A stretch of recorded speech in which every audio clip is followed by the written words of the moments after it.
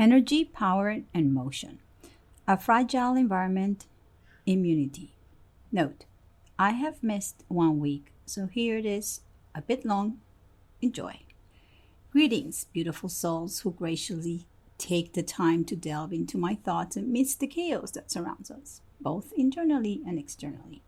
I can't recall another schizophrenic time like this. Honestly, it feels like a whirlwind, evoking memories of surreal times when I was high on substances, navigating outer states, disconnected, soothing my pains temporarily behind a veil. Back then, my imagination sprinted as it was on speed while weaving fantastical realms, ironic, whimsical, shaped by a blend of faith and the illusion. However, this time there are no external factors such as substances, and there's no veil either. Even in sporadic fogs, I discern a mind program, a set of beliefs or ideologies executed with eerie precision. To safeguard my sanity, scrutiny is imperative, as merging with the surroundings will spell a tragic demise for my soul. A while back, I started looking at the world through a different lens.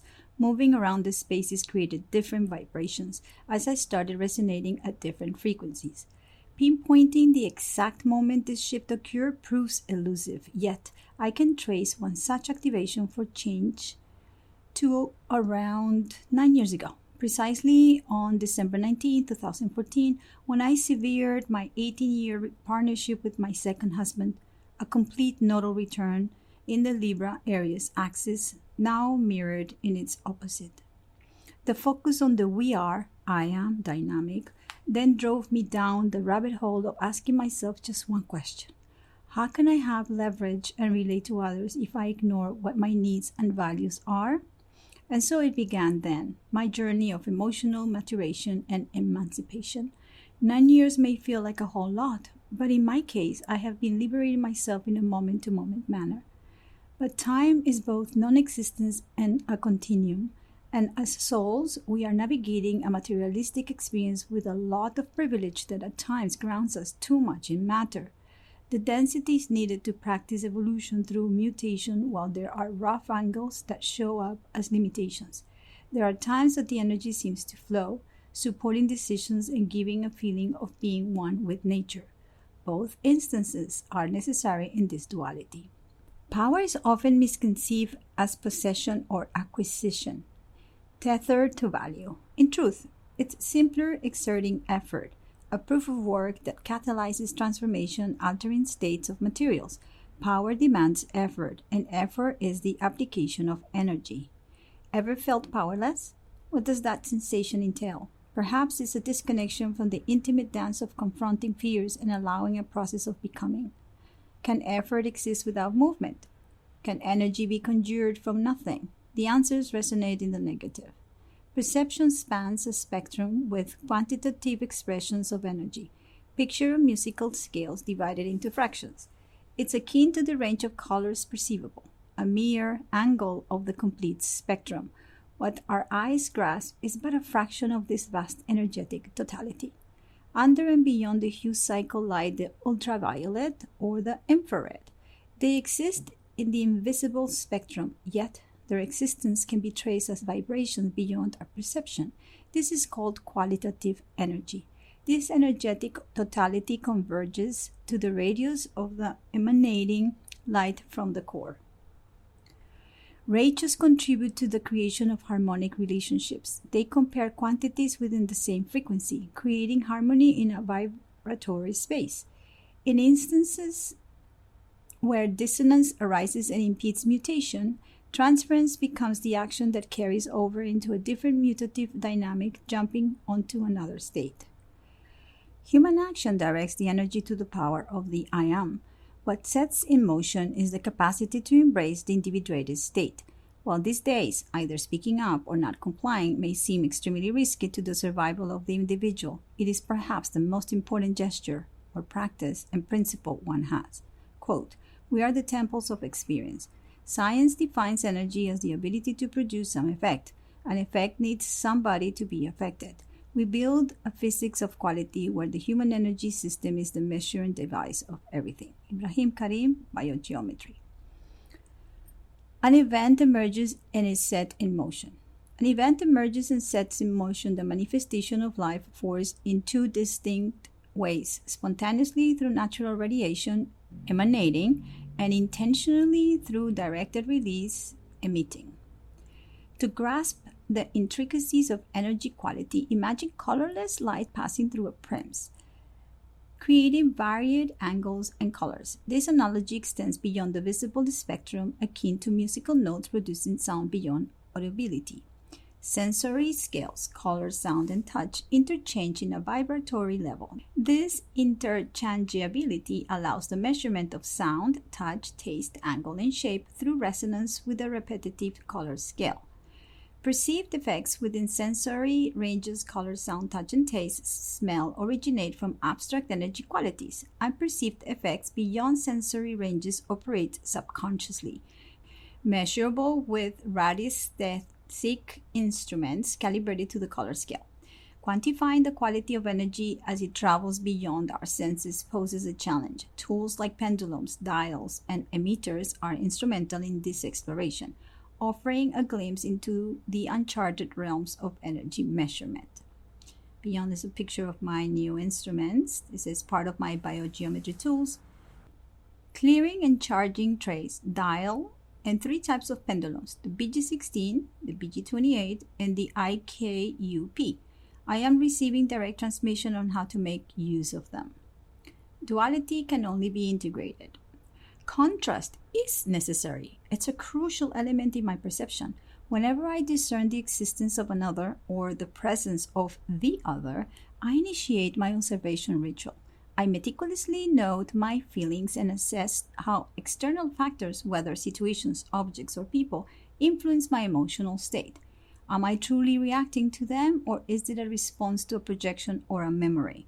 More often than not, the connection is tenuous, but following my instincts and intuition and observing the emotional wave for clarity becomes crucial. I pose questions to myself. Am I safe in this environment? Am I safe in this moment? Am I allowing space for emotions to ebb and flow within me, both internally and externally? Do I sense a fog of non-clarity? If the response aligns with instinct, if it arrives as a resounding no, signaling that I can't be present or embrace the given situation, it becomes evident that it emanates a dubious energy and an immediate rejection is necessary. Regardless of potential losses, if something smells fishy or feels like bullshit, it is a clear no. Intuition, on the other hand, resembles an inner vision or a subtle whisper of knowledge. I never feel the need to prove it, and you won't catch me presenting any evidence. Trust is paramount, and one simply knows. Perhaps what can validate all things are synchronicities or serendipity, but I don't get too impressed by them as I aspire to live a life in harmony, always vibrating at the frequency I must at that specific time. So synchronicity is a state of being as opposed to an event. Thus, meditation, humming, contemplations, as well as following my inner emotional authority are daily practices.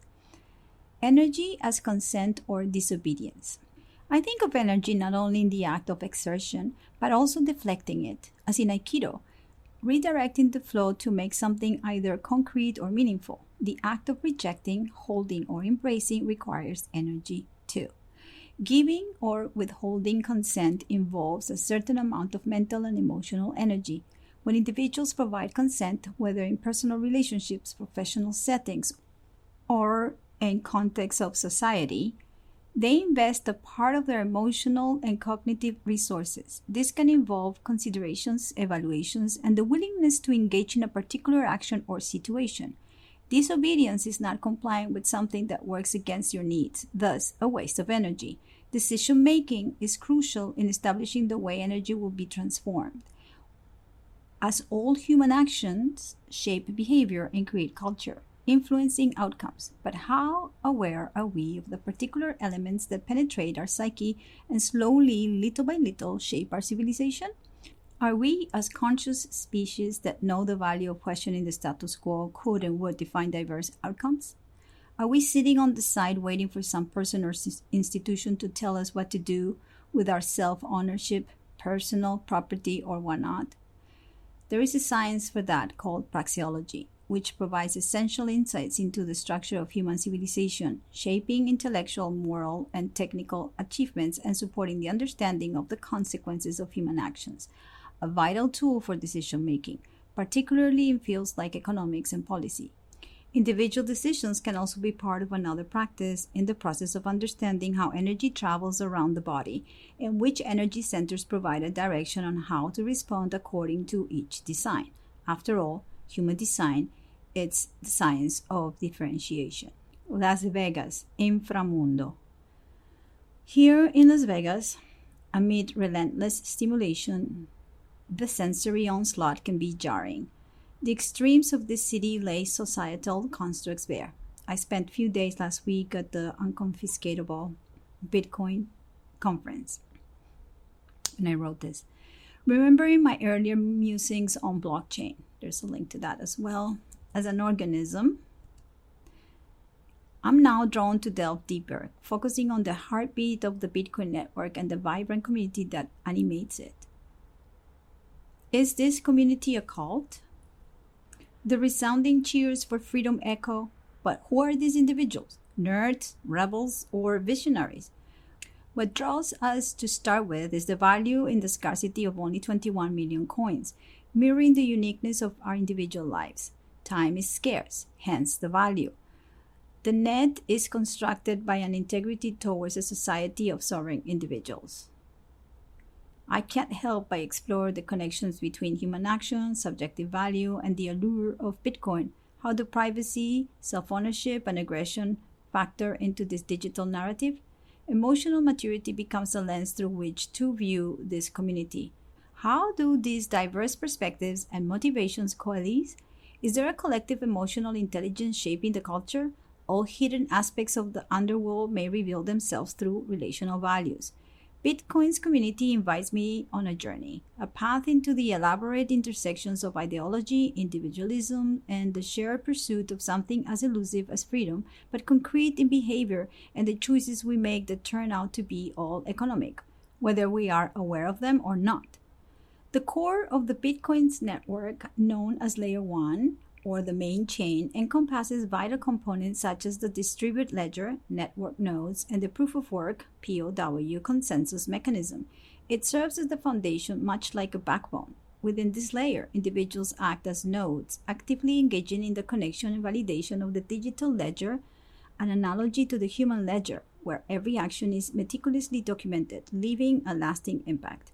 As integral agents in this complex system, we contribute to the dynamic flow of energy, participating in the continuous process of generation, transformation, and emission of power, guiding us through various states of existence. What is the scope of Bitcoin? For me, it is more than an aspiration. It is the state of consciousness where all decisions will shape my behavior, and the behavior will define my character. Thus, my life will be impregnated and realized by it. I would like that experience to have the most integrity and a purpose of service for the good of humankind. We need all agents. Duality can only be synthesized. Protocol and immune system. Ensuring the creation of a facsimile, a protocol, is vital for drafting my upcoming times, which no one knows what, nor how. Uncharted territory, definitely vibrating at a very, very different frequency. One cannot raise vibrations and believe to be in a higher state. There is no such a hierarchy. Many seek meaning by attaching themselves to experiences or visions, such as those encountered during plant medicine journeys. Yet, integration surpasses the event itself. It requires time and practice. One cannot stop the energy from flowing. So you had a vision. Congratulations. And now what? Are you going to frame it and let your life be defined by one moment as opposed to a constant flow or ever-evolving energy? The first one sounds like a prison to me. Rigid definitions and constraints tend to feel like strangulation unless they serve a purpose. In Vegas, surrounded by soulless, zombie-like beings reacting to all kinds of stimuli, visual, sonic, sexual, and I, in the middle of it, question myself, Monica, what the hell? In this convergence of fantasy and reality, a person's ability to disconnect in seconds is alluring. After all, addictions are attachments related to the disconnection from bigger pains when safety has been compromised. Dante's Layer 9, symbolizing the deepest level of hell in Inferno, mirrors the chaotic allure of Vegas, an indoctrination where senses respond by hypnosis, making one a slave to the system. So I pondered, perhaps we need all agents, high and low, awake or zombies. Each one of us is absolutely necessary to create enough tension and contrast to elevate vibrational states. How does the environment's ecology operate? What is the immune system and how does it function? Who and what are the soldiers guarding against and keeping off the bad agents from infiltrating and impregnating the system? It is so interesting. I can talk about immunology using a bunch of metaphors, such as a Bitcoin mining or the Human Design Splenic Awareness Center, with all the fears prompting immediate response for action. Biogeometry, calibrating the body with a personal wavelength and finding practical solutions to center oneself in the environment. We don't change the environment, but we become aware of it and make decisions like in epigenetics. Even Chinese medicine, with this holistic approach, observes the dynamic shifts in the quality of time and adjusts the body accordingly. In essence, all these perspectives converge on a common thread, a force that eludes a fixed definition but undergoes continual transformation, transcending conventional boundaries. So what truly is energy? Ether, chi, prana? Can one measure, conserve, transform, and cognitively mutate it? We are energy. The bio part of ourselves embodies the elan vital, or vital force. While exploring these metaphors, I am left with a fundamental question. What truly defines and transforms the elusive essence of energy? Energy, power, and motion. Energy, power, and motion intertwine within the realm of Bitcoin mining. Here, motion refers to the computational activity of mining rigs, while action represents the productive behavior leading to results.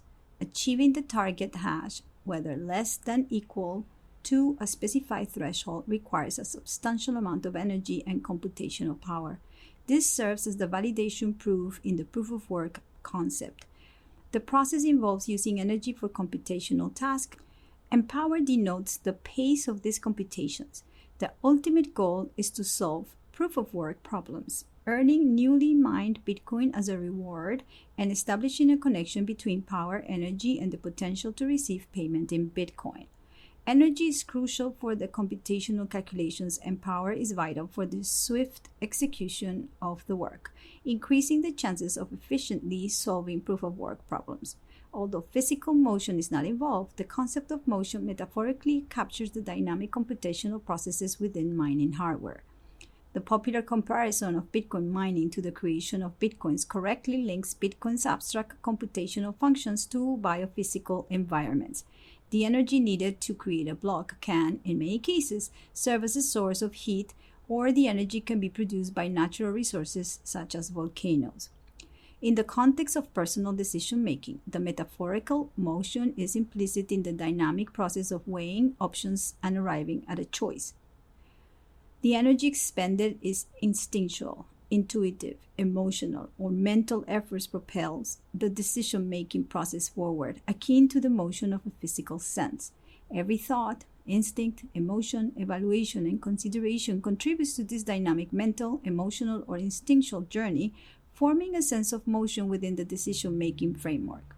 The power to resist immediate gratification and prioritize long-term goals adds a deliberate and purposeful motion to the process, highlighting the dynamic nature of decision-making in the realm of human action and economics.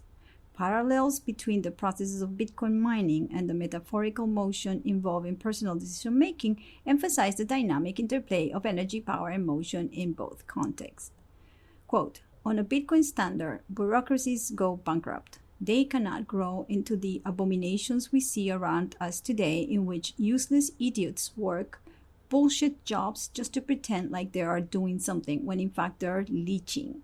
On a Bitcoin standard, the organization with the most inefficient bureaucracy and the greatest infestation of parasites dies.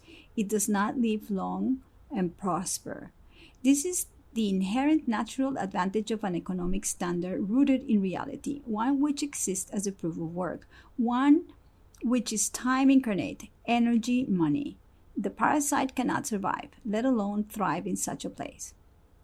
Natural selection does not necessarily happen because of us, but happens through us. and the emergence of a parasitic environment filled with a blend of dumb, blind automatons on one side and a psychopathic energy vampires on the other is part of the process of enlightenment. Alexander Svetsky, The Revenant, The Parasite, and the Masses, a psychological analysis of the core archetypes. End of quote. Emitting goodwill. I want to thank those who may seem lazy and those who, in reality, flatter me, the parasites who, inspired by me, contribute effortlessly without generating from their own life force. Within an organic ecology, is the role of the parasites essential? Perhaps they create interconnected systems that shape communities serving critical ecological roles like regulating wildlife that might otherwise balloon in population size and become pests. When examining charts illustrating time cycles, imagine a vibrant organism fueled by energy, generating power through the dynamic interplay of movement. Understand that static images represent only two-dimensional glimpses of multidimensional frequencies, each in perpetual motion, whether involving planets, the temporal evolution of prices, or the ebb and flow of transits. Speaking of transits, Mercury turns retrograde at 8 degrees of Capricorn, the same degree when it went direct last January 18, 2023. Looking at its cycle this past year is essential to integrate the ideas that need to be concretized, creating a new paradigm where ideas are slowly constructed on the platform of speaking freely with integrity. This shift will further liberate us from the chains of numbness, slavery, and zombie-like existence. Step up and fuel your energy to generate a life of authenticity, empowering your purpose of serving by moving away from what is stagnant. Can you notice how you are using your energy to transform your reality and put in motion what makes you potent? I don't know, my friends. This is it, 21 minutes. I read it out loud. I leave you 2 links. One that talks a little bit about the transits called Cut Your Losses. And then I linked to a very old article, like April 22, where I start speaking about synchronicity, epigenetics, synarchy, and the blockchain. So I leave you some, footnotes that I'm not going to read. Talk to you soon. Enjoy. And I have a surprise next week with a interview I did with my friend Ellery. Bye-bye.